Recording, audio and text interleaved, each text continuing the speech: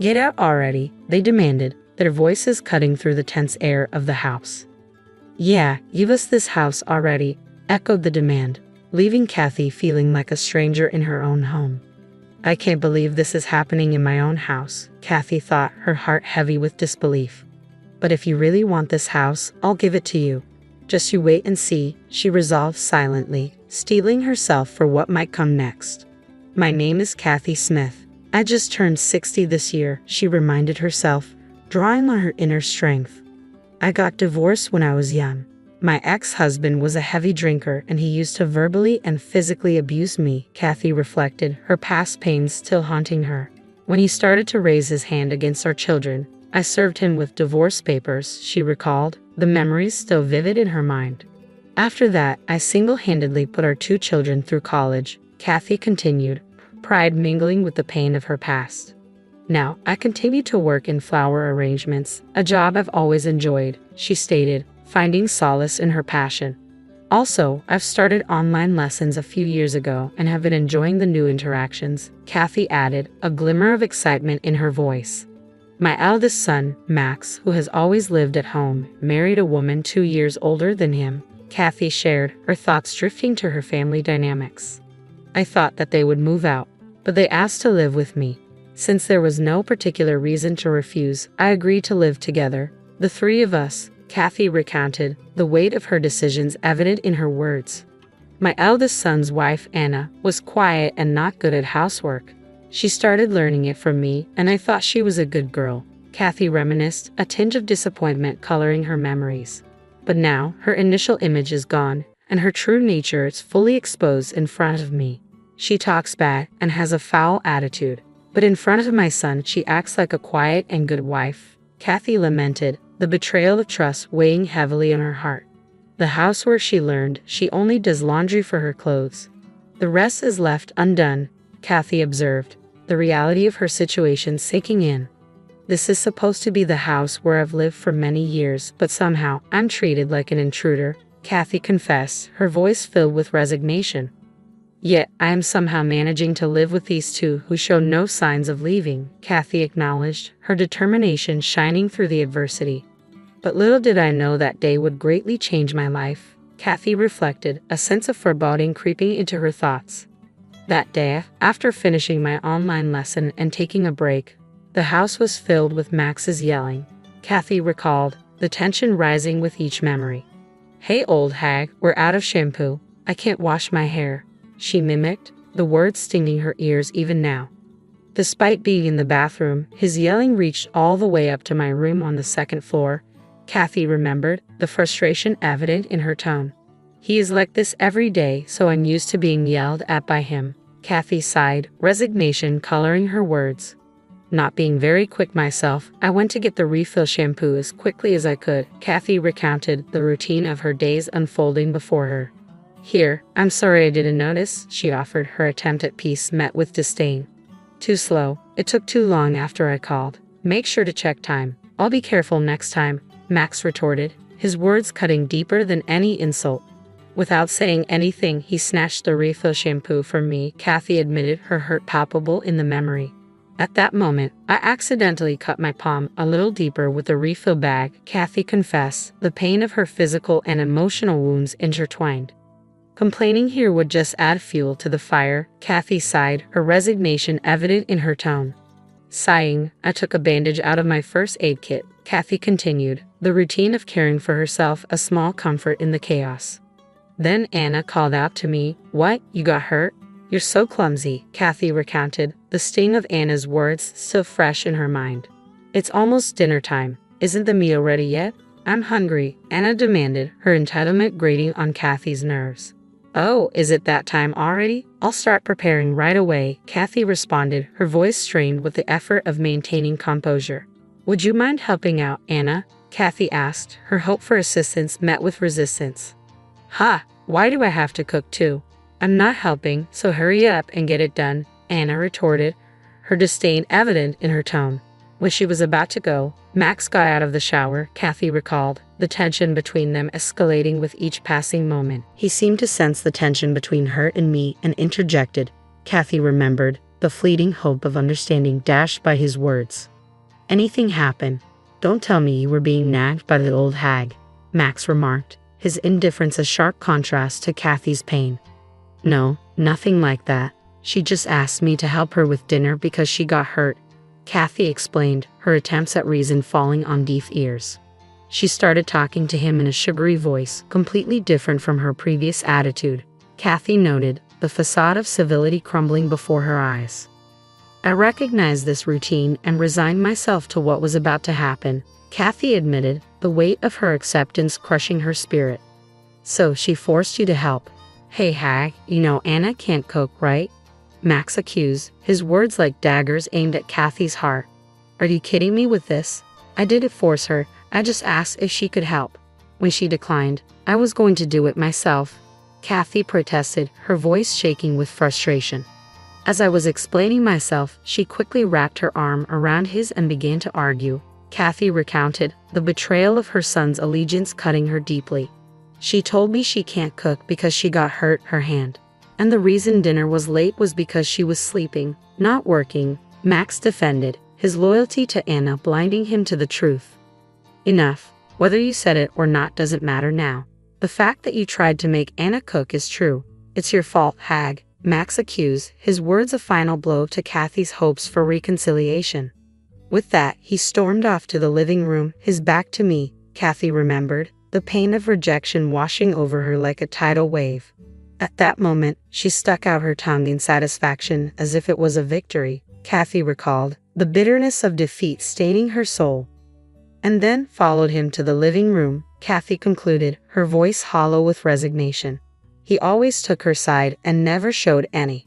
I caught sight of Max and Anna sprawled on the couch, their casual demeanor interrupted by my presence. Anna, quick to compose herself, straightened up and smoothed her appearance, flashing a fake smile as she greeted our guests. "Long time no see, Lily. You look more beautiful than ever and Jake is handsome as always.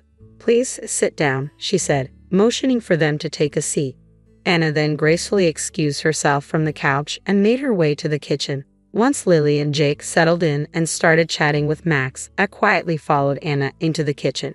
There, Anna was busy preparing coffee for everyone except me. As I reached down to grab some snacks from a lower shelf, Anna's demeanor shifted. She leveled a thinly veiled threat at me, accusing me of not informing her about our guests' arrival. "I didn't hear anything about them coming over. Are you messing with me? I did let you know, Anna. You just chose to ignore it, making excuses again. You'd better watch it with that," she warned, her hand poised threateningly. Just as I prepared to shield myself, Lily walked in. Concerned, she offered to help and inquired about the situation. Anna, caught off guard by Lily's presence, quickly retracted her hand and feigned innocence. For the first time, I was taken aback. As Anna was about to hit me, my daughter Lily moved closer to me, positioning herself protectively between us.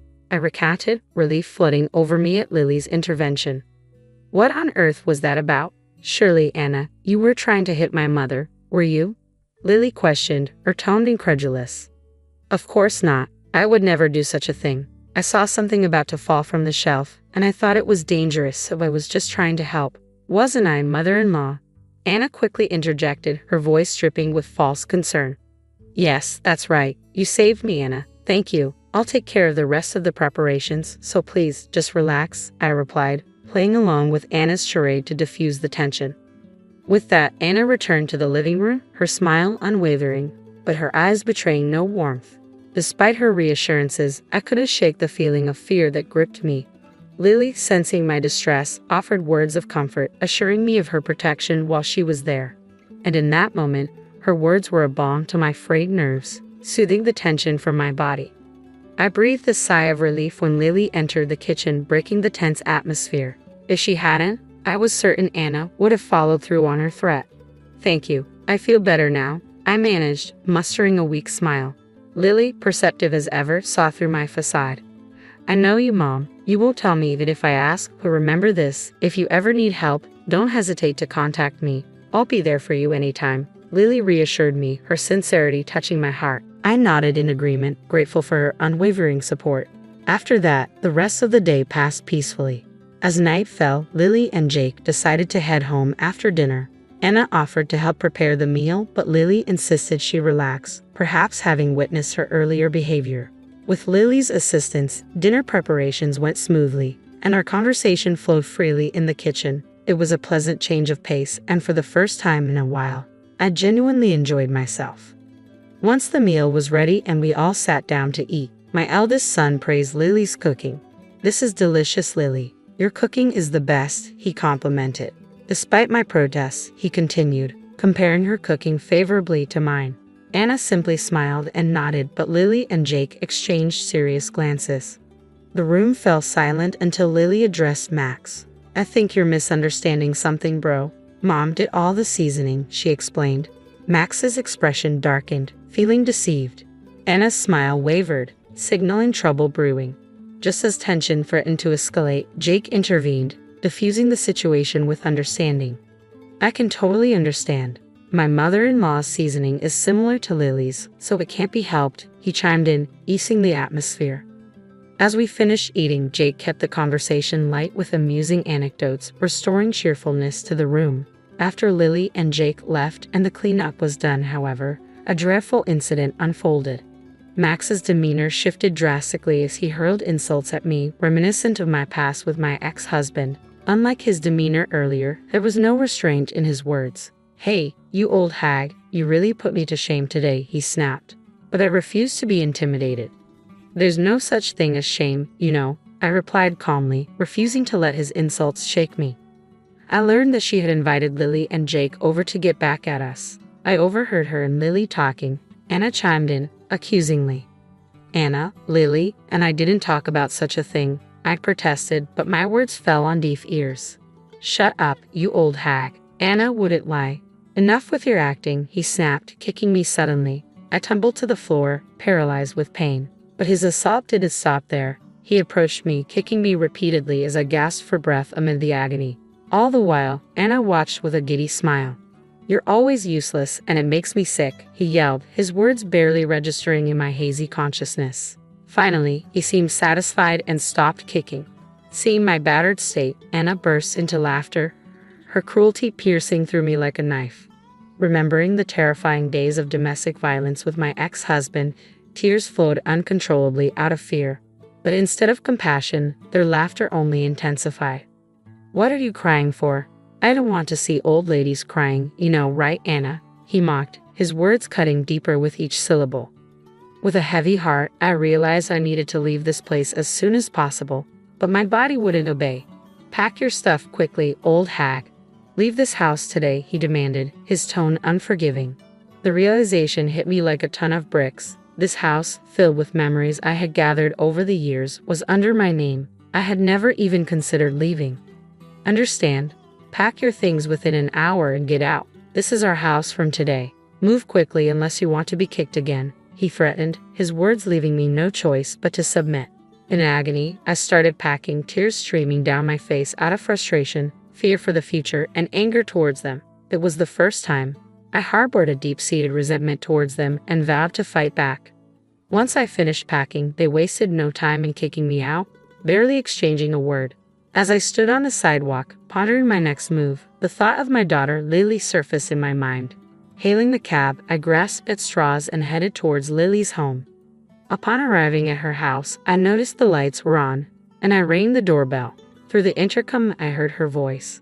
When she realized it was me, she quickly opened the door, her expression a mix of surprise and concern. It was only natural. Moments ago, her mother was unharmed, but now I bore bruises, visibly carrying the weight of my ordeal. Lily immediately called for Jake to help carry my baggage, supporting my body as they led me into the house. She assisted me in removing my jacket and gently guided me to the couch. Despite my less than ideal condition, she meticulously assessed the extent of my injuries. Jake fetched a blanket to ensure I stayed warm, his actions reflecting their unwavering care and concern. After evaluating my injuries, which included multiple fractures and a significant bruise on my head, Lily suggested a visit to the hospital for further examination. Initially hesitant, I declined, not wanting to inconvenience them further. However, they insisted, and upon arrival at the hospital, the examination revealed the severity of my injuries. Though fortunately, there were no issues with my head, I was advised to stay for observation. 3 days later, I was discharged and returned to Lily and Jake's home. I'm really sorry, both of you. I don't know how to apologize for causing you so much trouble, I express, overwhelmed with gratitude for their support. Don't worry about it. We're just glad it wasn't life-threatening, Lily reassured me. After we're settled in, can we ask what happened? Reluctant at first, I knew withholding the truth wouldn't suffice, especially considering the severity of my injuries. So, I recounted everything from the verbal abuse to the terrible treatment from Max and Anna since we began living together. Lily listened in silence, her husband also lending his ear from a distance. After I finished my story, I mustered the courage to make a request to the two of them. I hate to ask, but could I stay here for just a few days? I'll find an apartment that I can move into right away, so it's just until then, I begged tearfully. To my surprise, the response was unexpected. Mother-in-law, please don't make that face. While you were in the hospital, Anna and I discussed this. We thought we should live together. What do you think? Lily proposed, catching me off guard. Their suggestion of living together was something I never imagined. Overwhelmed with joy, tears streamed down my face. Thank you, I said repeatedly, expressing my gratitude. They comforted me until I stopped crying. Afterward, we decided to live together, the three of us. Lily and Jake made a proposal to give Max and Anna a taste of their own medicine for all the terrible things they had done. But is it okay to do something like that to your own brother? I questioned. Lily's response was resolute. I can't forgive those two. I believe they must not be forgiven. Seeing her determination, I agreed to the proposal, entrusting them to handle everything. Around the time the month changed, I received a call from Max. Hey, we had no idea there was still a mortgage on the house, and now we got a summons to court. What's going on? He demanded, his tone accusatory. I never said there was no mortgage. It's your house now. You should be the one to pay, I replied calmly. Max's response was heated. You gotta be kidding. We can't afford to pay that much. It's your house, you built it, so you should pay till the end, he argued. Refusing to accept responsibility, I stood my ground. It was you who kicked me out, so it's not my business, I retorted. Max's threat hung in the air as he abruptly ended the call. Trembling with fear, I realized the gravity of the situation, but believing Lily and Jake were on my side, I managed to calm myself. When I later informed Lily and Jake about the call, they seemed unsurprised. Mom, just ignore his calls from now on, Lily advised. Following her guidance, I obediently complied. Since then, I've been receiving calls almost every day from Max and Anna, but I steadfastly obey her advice. I continue to ignore the relentless calls. One day, they showed up at Lily's place. I was in the middle of an online lesson at the time and wasn't privy to the initial conversation. After my lesson, as I headed to the living room, I heard familiar voices. Peeking quietly, I saw Max and Anna pleading with Lily and Jake. Please just lend us a little bit of money, they begged. Lily responded sternly, how have you been handling your finances up until now? Weren't you contributing even a bit to your household? Well, we were paying our cell phone bills and insurance, but we never gave any money to my mother, Max admitted.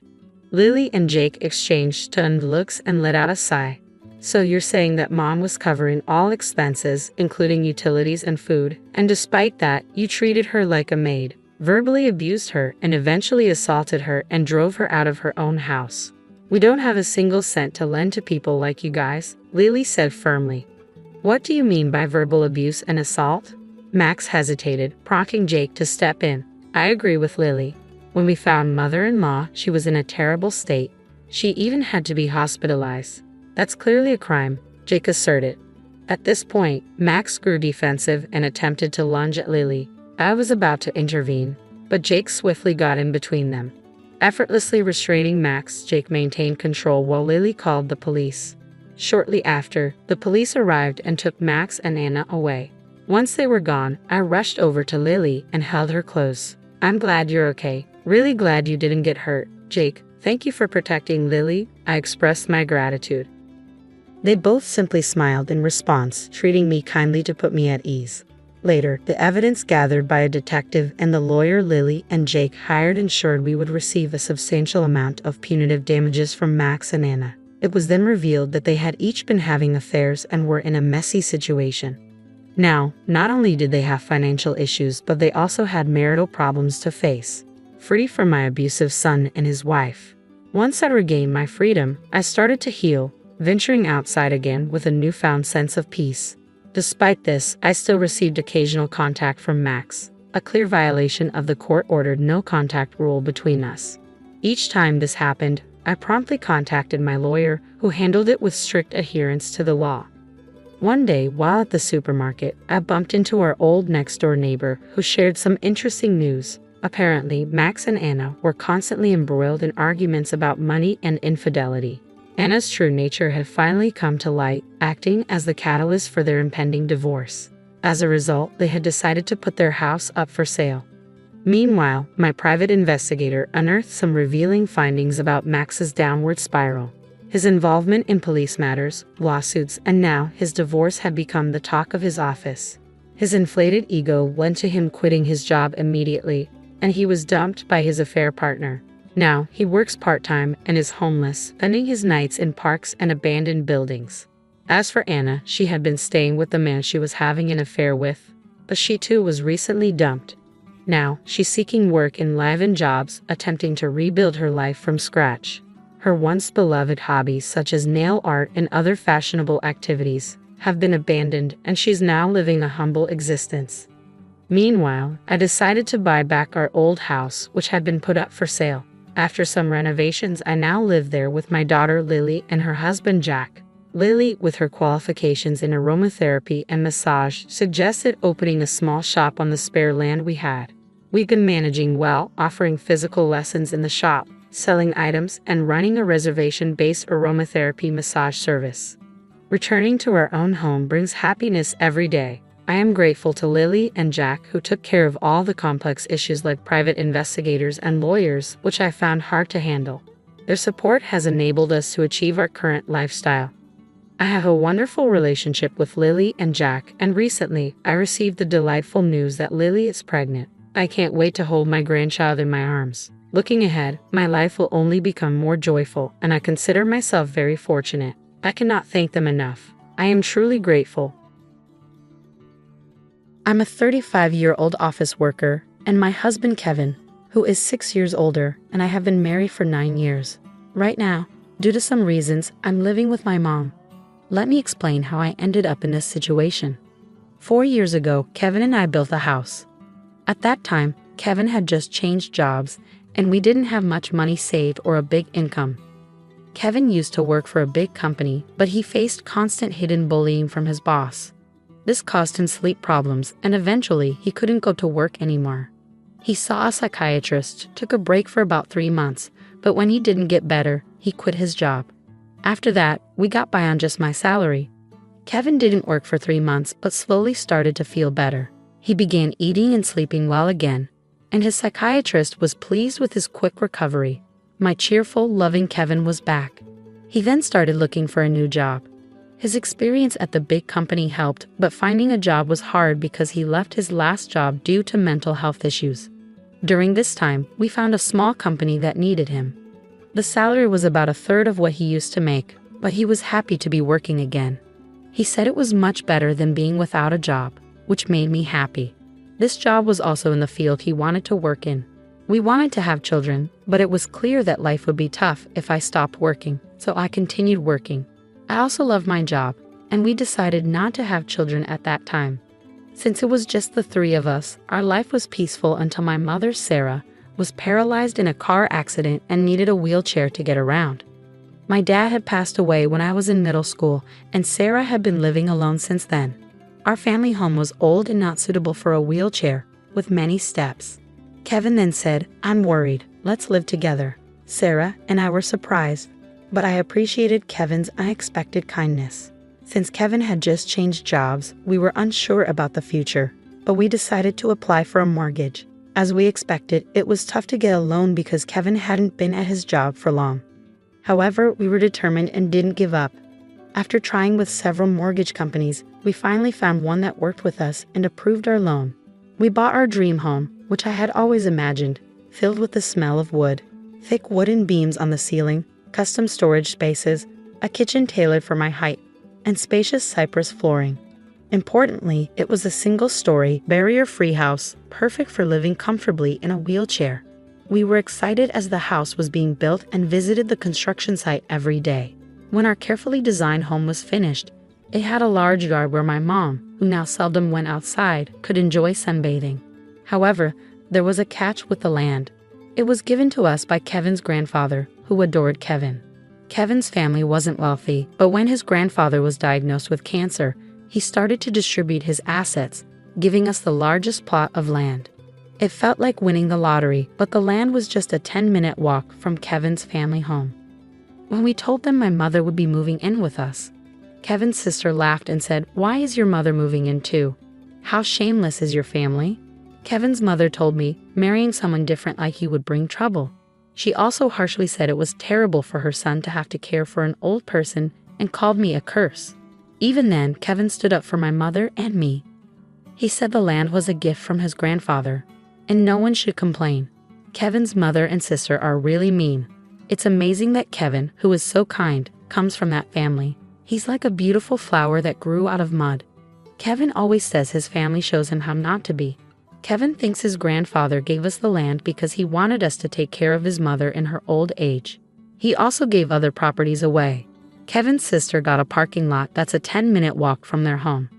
It's smaller than our land but makes good money from parking fees. Honestly, I would have preferred that, but a gift is still a gift, and we are thankful. Thanks to my grandfather-in-law, we could build our house without paying for the land and used it to help get a loan. When the house was finished, we invited Kevin's mother and sister's family over. The builders told us they had visited the house several times without asking us. They showed up late without apologizing and said, "This is kind of like Grandpa's house, so it's like our house too." Kevin's sister came in with muddy shoes and said the house smelled nice and didn't need air fresheners. She and her husband walked around with muddy shoes, ignoring the slippers we offered. When I suggested they use slippers, she laughed and said it was too much trouble and we could just clean the floor. The visit was uncomfortable from the start, and they didn't bring anything with them. When they saw my mother's room, which is spacious and sunny, Kevin's mother said she would like that room. My mother's room is like a duplex with its own kitchen, almost a second living space. "I want to live here," said my mother-in-law during the third point of her conversation. She then told my mother, "You were lucky to have that accident, weren't you? Thanks to being paralyzed, you moved from that old shack to this nice house. Isn't that a lucky turn of events?" My mother said nothing but looked very sad. I was really angry inside, but before I could say anything, Kevin spoke up. "What'd you just say? There are things you should and shouldn't say. It makes me question your humanity. I can't even believe you're part of my family. You're the worst. Apologize now," Kevin demanded firmly. Whether they were amused or not, my mother and sister-in-law glared at me. Then my sister-in-law angrily asked Kevin, "What's this all about?" It's a total turnoff. It's not cool to invite people over and then be rude to them just because you built a house. You think you can act superior. The mother-in-law chimed in, "My son messed up by marrying you. You're a jinx." Kevin didn't stay silent. "Enough is enough.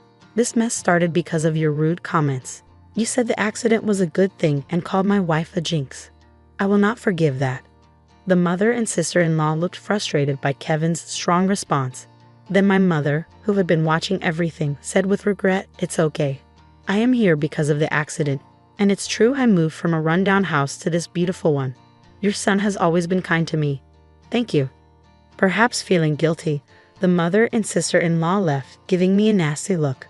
My mother then apologized to Kevin. "I'm sorry if I upset your mother and sister. I'm sorry for ruining the mood at our housewarming party." Kevin responded, "No, I should be the one apologizing. It's embarrassing how they lack decency. I'm really sorry, but I am happy to be living with you. Please understand that." With that, my mother started to tear up. Since we live near Kevin's parents' house, the neighbors all know us well. They've known Kevin since he was a child and are very kind to us. 4 months have passed since that day. We were finally settling into our new home, and my mother started to smile more. When I received an unexpected call from home while I was at work, it surprised me. We rarely get calls from home, so it surprised me. My bad feeling was right. My mom, sounding very upset, called to tell me something awful. Kevin had collapsed at work. I was shocked and spoke to my right away. Then I rushed to the hospital. On the way, I tried to stay calm by imagining that Kevin would be okay. When I got there, joking around like always, But when I arrived, it was a shock to see him with so many tubes attached to him. We had plans to go to a movie that weekend. The doctor told me Kevin was in critical condition and might not wake up. I felt like I was in a movie. I couldn't even cry. Despite my prayers, Kevin passed away at the hospital. My shock continued as my mother and sister-in-law arrived when they heard Kevin had died. My sister-in-law accused me harshly, asking if I had poisoned him or if I was after his life insurance. My mother-in-law also blamed me, saying bad things always happen around me and called me a jinx. I was too sad to respond. Then my own mother arrived in a carediver's taxi, crying over Kevin's death, which finally made me cry too. We both sobbed loudly. My mother-in-law rudely told us to stop the fake crying. She said Kevin had changed because of me and that she didn't want to see us ever again. Then she left the hospital. A funeral director came to organize Kevin's funeral, and we went to the funeral home. Kevin had died from a brain hemorrhage, which was hard to believe since he was fine that morning. When I told my mother-in-law the funeral plans, she hardly said she wouldn't come because Kevin always sided with my mother and me. She said her daughter wouldn't come either. Many of Kevin's coworkers and friends came to the viewing, but neither my mother nor my sister-in-law and her husband were there. Many attended the funeral, and it was clear that Kevin was deeply loved. Many people cried for him. It was hard, but maybe this is just the kind of people his family were. I was happy to spend the whole day with those who truly missed my husband. After Kevin's death, I got an email from my mother-in-law, but it was inappropriate, so I didn't reply. She was asking about the life insurance money and kept emailing because I didn't respond. Eventually, she claimed she had a right to it. I chose to ignore it because I wasn't ready to deal with that. When we got home, I noticed a light on inside, which was odd. My mother, Sarah, was confused and thought we had turned off all the lights. I figured maybe I forgot because I was so upset. I told her it was understandable given the situation, and I unlocked the door. When we entered, we could hear the TV, which was very strange. Inside, we found my sister-in-law and her husband sitting there. I was so shocked I couldn't even speak up. The living room was full of unfamiliar furniture and boxes. We had no idea what was happening. My sister-in-law said, "Why did you just barge in here?" "Well, it's your first time, so I'll let it slide. We're taking this house. We sold your stuff, so leave." My mother and I were completely shocked. I asked where our furniture and belongings had gone, and she casually said a resale company came and took everything, claiming we had good furniture and they got a good price for it. They bought new furniture with that money, saying it wants furniture that a dead person used. It's bad luck. She added that she cared about such things, and our stuff was packed in boxes. She even remarked that we must be minimalists or just poor because we had so few things. The furniture was carefully chosen by my husband, and I couldn't forgive them for this. My mom was furious too, her face turning beet red, but she was too shocked to respond. I immediately called the resale company. After explaining the situation, they agreed to treat the items as stolen and return them. Now that my husband is gone, dealing with this was the last thing I needed. I don't want anything to do with his family, but I do want to stay in the house that's full of memories of him. While I was wrestling with these feelings, my mother quietly said to me, "What do you think Kevin would say if he were here now?" "He might say we should leave. I'm sure he would. Kevin often mentioned it's good to spend time with people who understand you, but there are some people who will never understand, no matter how much you try. It's a waste of time dealing with those people." He was actually talking about his own mother and sister. I realized that if we stayed, his family would keep interfering, acting on impulse. I signed a lease for an accessible apartment. My mom was surprised by how quickly I made that decision. I asked the resale company to hold on to the furniture for a few days, and it was moved to our new apartment. 3 days later, in exchange for moving out, I made my mother-in-law and sister-in-law promise to cut ties with us. So a new life began for just my mother and me in the apartment. It turns out Kevin had many life insurance policies, almost obsessively so. He used to joke, always with a smile, "When I die, you guys will be rich." True to his word, he left enough money for my mother and me to be comfortable for the rest of our lives. Since he couldn't secure a mortgage when we bought the house, I, being employed at a major corporation, bought the house in my name. I made sure that even if something happened to Kevin first, I wasn't going to keep paying a mortgage for a house I wouldn't live in. According to our agreement, the house would be auctioned off if the mortgage wasn't paid for 4 months. Time flew by, and 4 months passed quickly. Then I started receiving a lot of calls from my sister-in-law Emily and my mother-in-law Maria. My call history was filled with their names, and it was getting scary, like something out of a horror movie. They were incredibly persistent, so I finally answered the phone. They were furious because the house was being sold. Apparently, when they tried to return to the house, they found out they couldn't get in because of a seizure notice. Emily and her husband had moved out of their apartment since Kevin passed away, and Emily had also quit her job. I suggested they move back into their parents' house since they were panicking about suddenly being homeless. Surprisingly, Maria had gotten so caught up in gambling that she couldn't keep up and had sold her own house. It turns out they had been living together for the past 5 months. I also heard that they sold their main source of income, a parking lot in front of the train station, a long time ago. Now Maria and Emily's family are completely homeless. When Maria said, "I'm sorry for everything. Let's get along. Can you lend me some money, please?" I replied, "I think it's best if you stay away since I'm a jinx. We're strangers now that we've severed ties." Maria was quiet after mumbling weakly. In my mind, I was thinking, who's the real bad luck charm here? Then when I said I wouldn't lend them a single cent, Emily, who had been listening next to Maria, shouted, "You devil. Bring us the money right now. I am a devil and bad luck, so I'm going to hang up now." I replied and ended the call. In reality, I involved a lawyer for the past 5 months to push for the auction of the house. I thought it was an unusual case, but apparently, it's not that uncommon. The house was sold without any major issues, giving our family a moment of peace. We plan to find a new home with the money Kevin left us.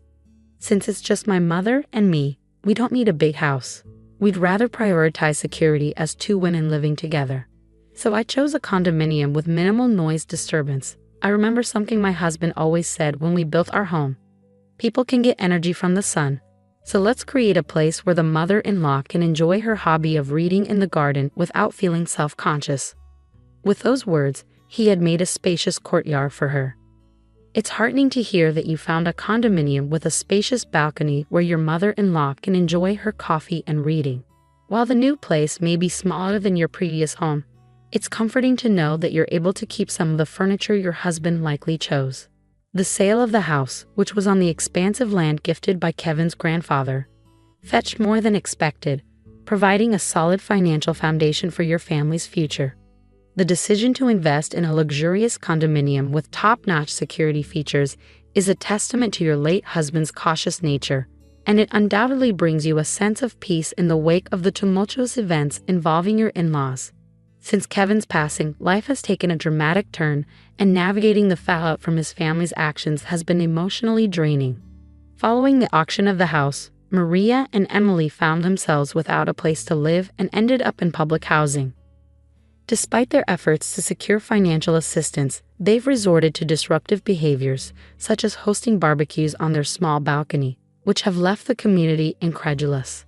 These actions, coupled with frequent loud arguments, highlight their disregard for others' comfort and the challenges they face in adjusting to their new circumstances.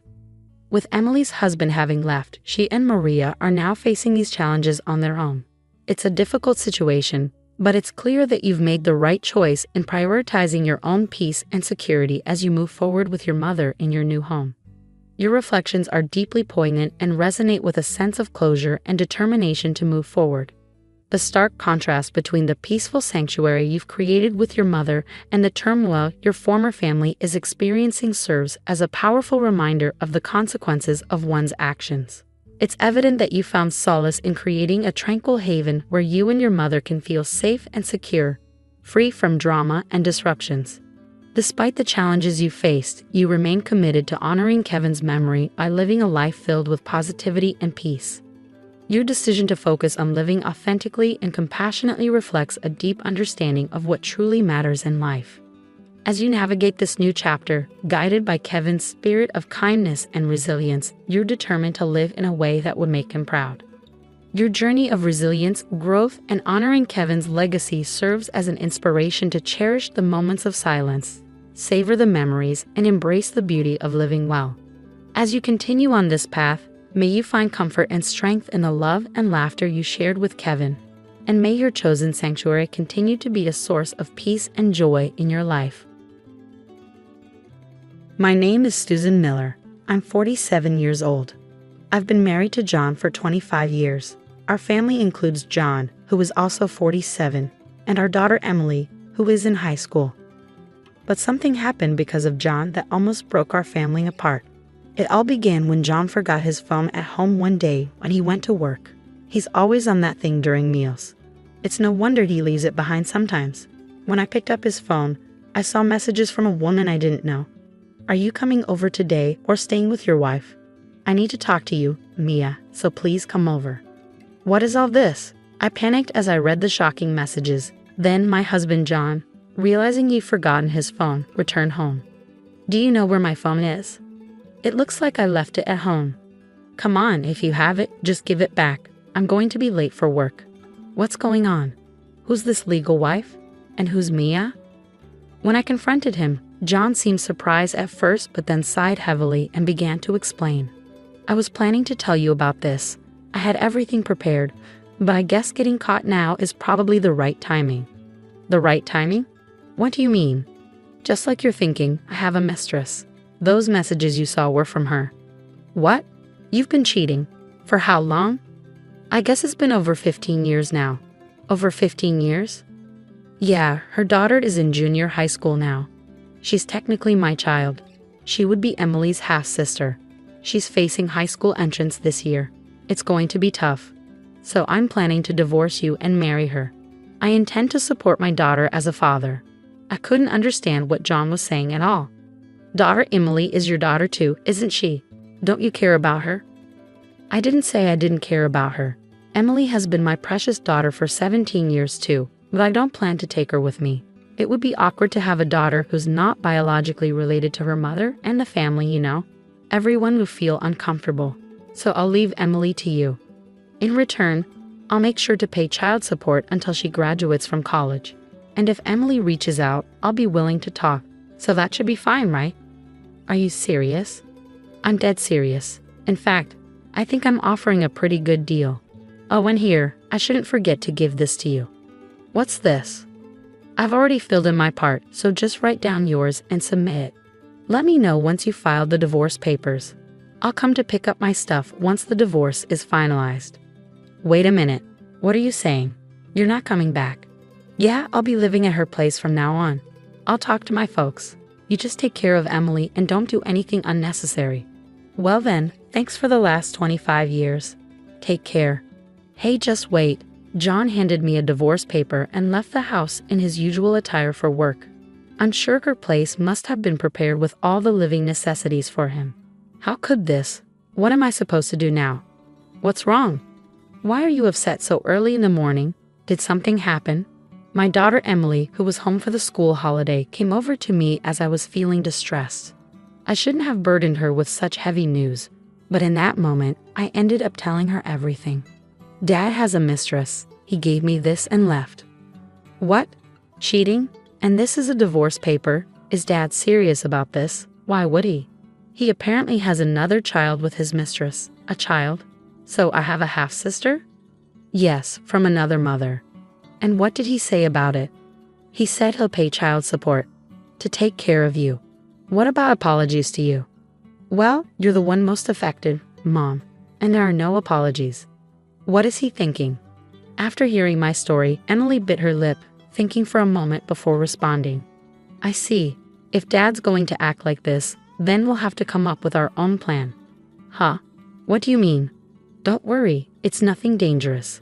Since Dad seems to have no remorse for betraying us for over 15 years, we'll make sure he deeply regrets what he did.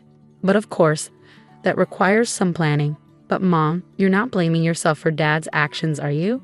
It's all Dad's fault. You don't need to feel guilty. We don't need to hold back. As we watch Dad face the consequences, he's getting what he deserves. So it's only fair that we make sure Dad understands the pain he's caused, right?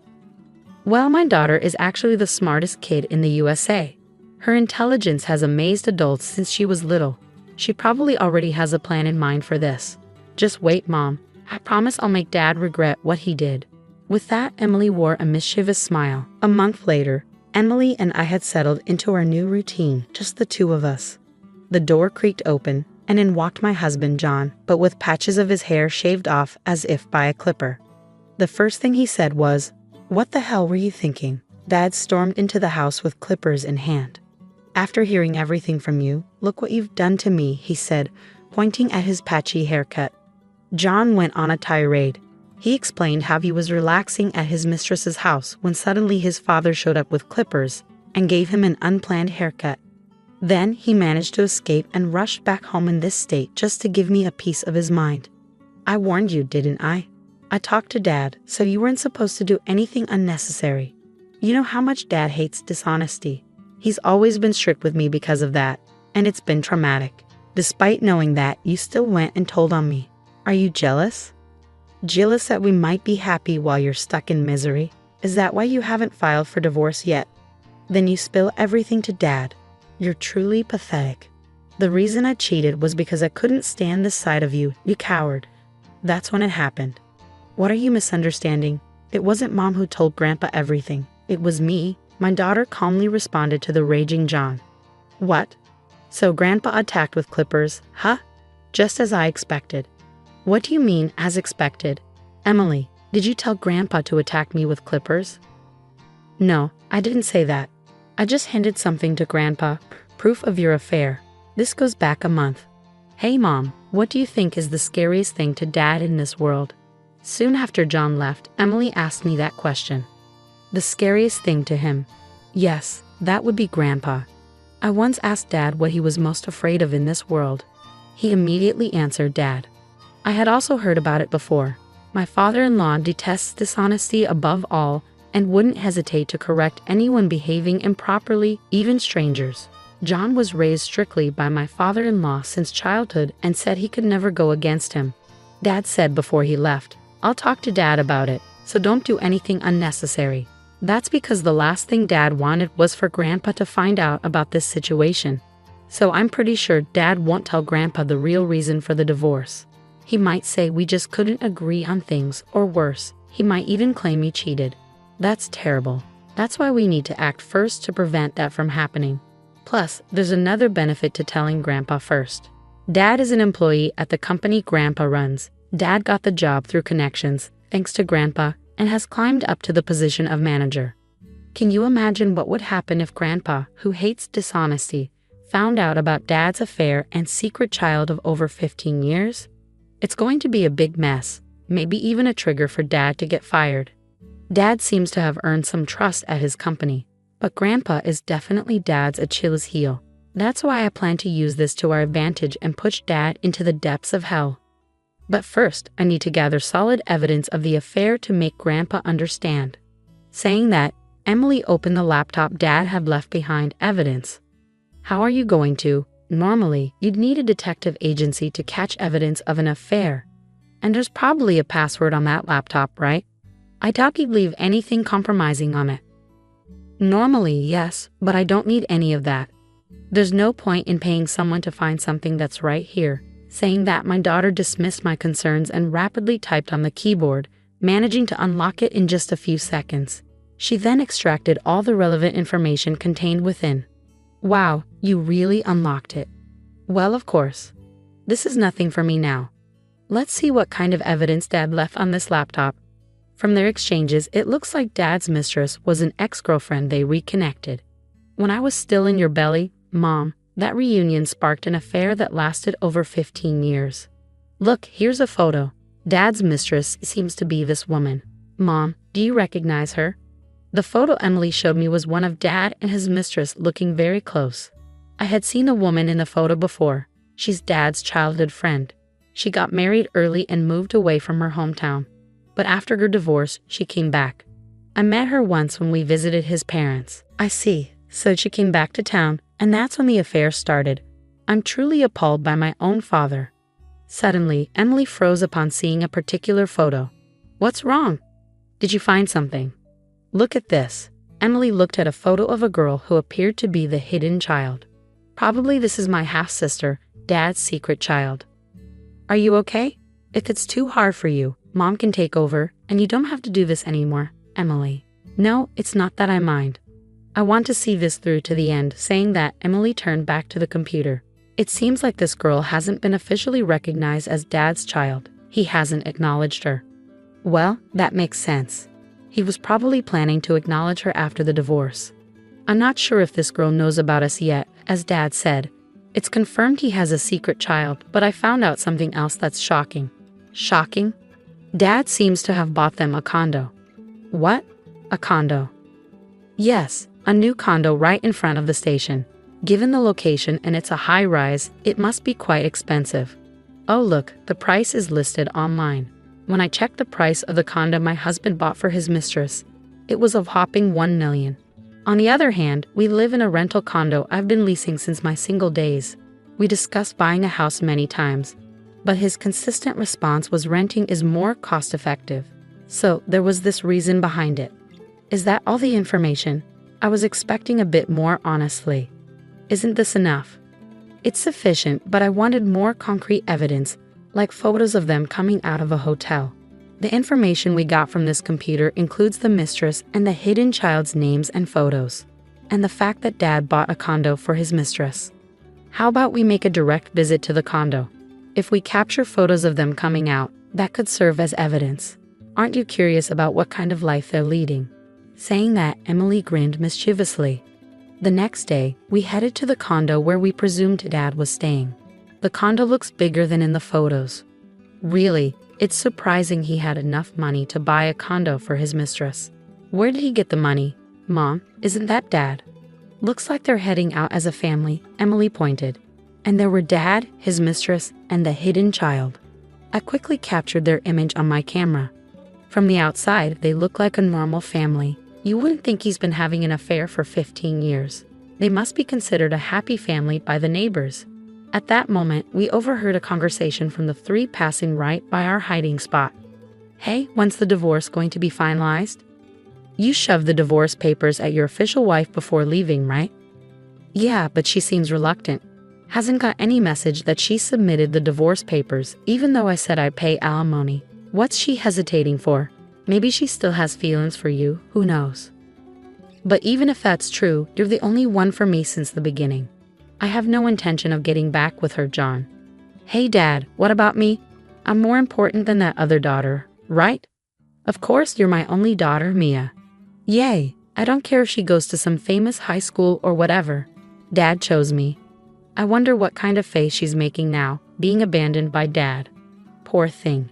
Hearing their outrageous conversation left us astounded. Then, I thought she didn't know since she's not recognized, but she knew about us. No need to hold back then. Let's not just plunge Dad into hell. But those two as well. Emily seemed even more determined to seek revenge after overhearing their talk, glaring at the three with a wrathful expression. But it's good we came here. We got a video of the three leaving the condo, and thanks to their chatter so close to us, we caught their entire conversation. With this evidence, I bet we can demand a much higher amount, and Grandpa won't stay silent for sure. With that evidence in hand, we went to a law firm to draft the claim documents. For the finishing touch, Emily and I headed to my in-laws' house. It's rare for you to visit without notice and just the two of you at that. Something happened. Actually, I shared everything that had occurred with my in-laws, Mike and Lily. Mike started trembling and then exploded in rage. Over 15 years of cheating, and he even has a secret child. That bastard, where is he now? He's been at his mistress's place since he left in the condo he bought her, right in front of the station. What? When Dad said, "My daughter is only Mia." Only you, does Dad hate me? After living together all this time, he values that woman's child more. And if Mom and Dad get divorced, does that mean I'm no longer Grandpa and Grandma's granddaughter? I don't want that, Emily. That's not going to happen. Even if they get divorced, you're our only granddaughter. Don't worry, Grandpa will make sure he pays for this. His expression was exactly like Emily's that time. He had a look of burning vengeance on his face. And then, a few days after we left his house, Mike, armed with a clipper, raided the apartment where he was staying. That's how we got to this point. You did this. Sorry to shock you, but I have something to give you. With that, I handed my ex-husband a brown envelope. What's this? Open it, you'll see. He hesitantly opened the envelope and turned pale upon seeing the contents. What? Why? Inside the brown envelope were documents related to child support and division of property. Why? You're wondering why Dad did warrants paying this entire amount, right? I can't understand why you'd question that, but this amount is just since you seem not to understand. Let me explain. It was determined by several factors. I think what Dad has to pay Mom is fair. For that amount, I still have an issue with the amount, but this division of property is absurd. Why do I have to sell the condo I bought? That's ridiculous. I thought you'd say that. What? The condo you bought for your mistress in your name is subject to division of property.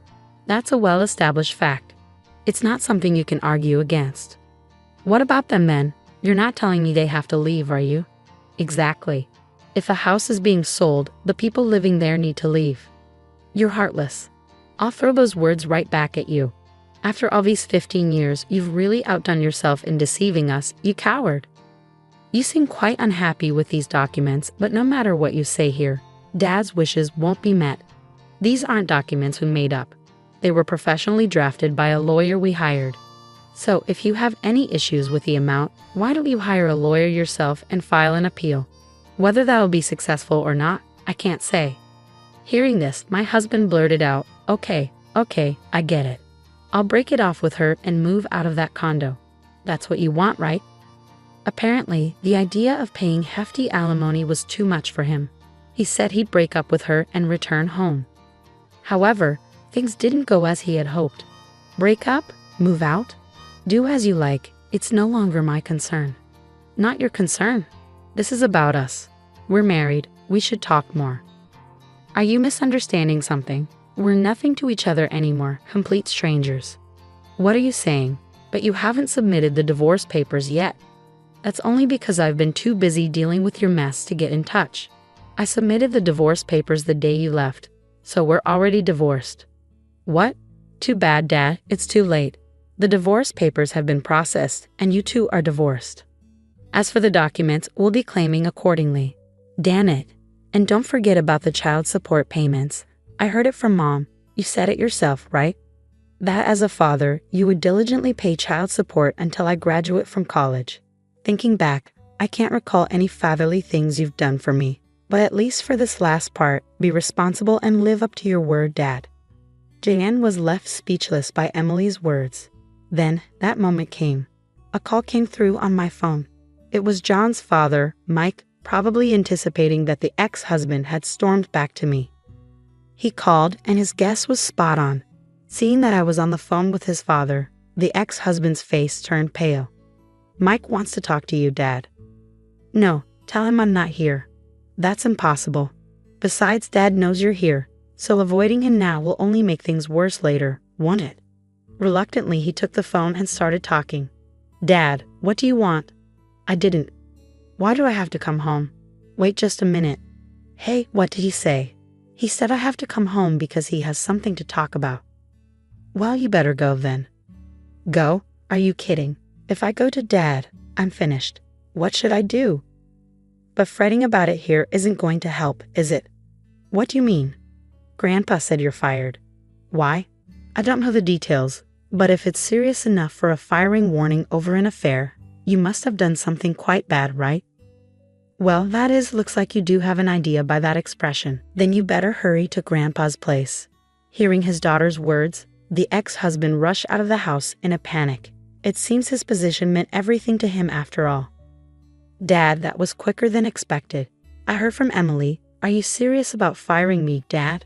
Just because of this affair, which has nothing to do with work. And now you're firing me? This is clearly wrongful dismissal. Wrongful dismissal? Have you forgotten all the mistakes you've made? Unauthorized absences, being late, trouble with employees at partner companies are everyday occurrences.